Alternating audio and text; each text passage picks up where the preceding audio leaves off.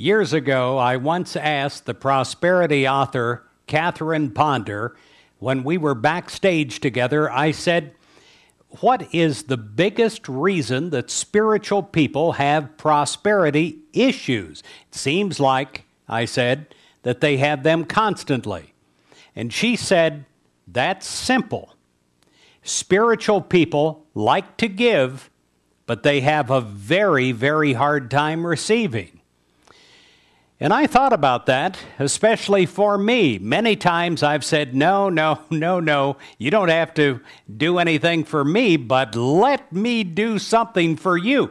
See, for a spiritual person, that's where the real joy comes, and truly it is, the joy in giving. But there has to be a circulation, my friend, and as we are into this holiday season, I'm going to talk about something that is so very, very important, and that is receiving gifts yourself. And the ultimate person that you have to receive gifts from is yourself, by saying yes to God. Now, you might think you do, but often we don't. No, for whatever reason, we don't think we're good enough, we don't think we deserve it, or whatever. Listen to what it says in Galatians 5, verse 22 and 23. But the fruit of the Spirit, think of the fruit of the tree. It's that can be plucked and eaten and enjoyed. The fruit of the Spirit is love, it's joy, peace, patience, kindness, goodness, faithfulness, gentleness, self-control. Imagine if you had all those things this December with you, wherever you went, to any Christmas party or family gathering, that you brought that with you and you gave it to people just by your presence and who you are. I'm asking you, my dear friend, to have a wide open mind and a wide open heart, ready to receive a spiritual harvest from God this holiday season. Now, we may center our lives in prayer, and we may work to keep our thoughts positive.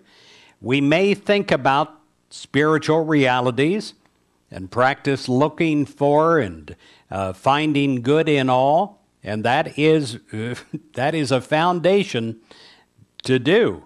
But we have to go beyond that. We may even go beyond that, giving gifts and performing acts of loving kindness.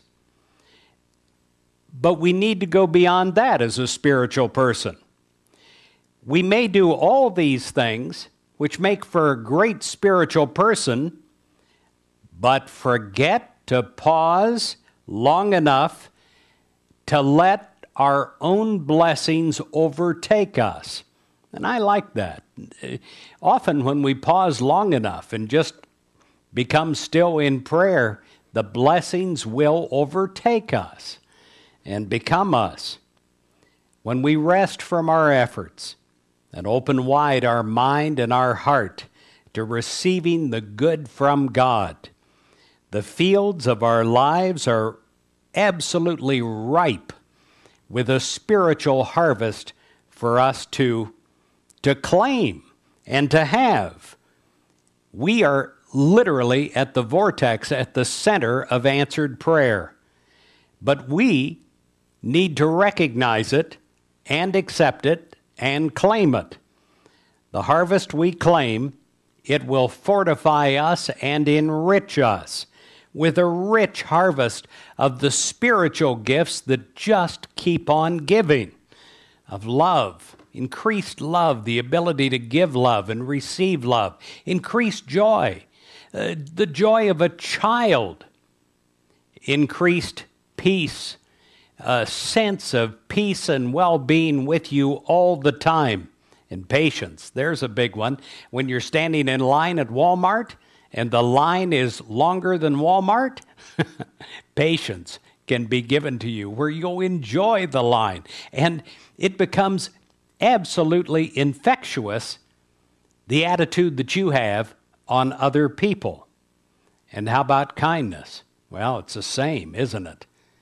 And goodness. I mean goodness from the center of you to the circumference of you.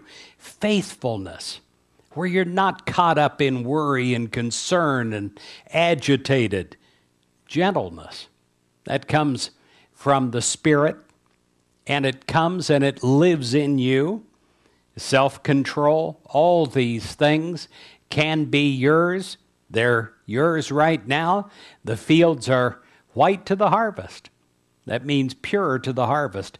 Take it and live it. Enjoy it. Claim it. God bless you. Merry Christmas.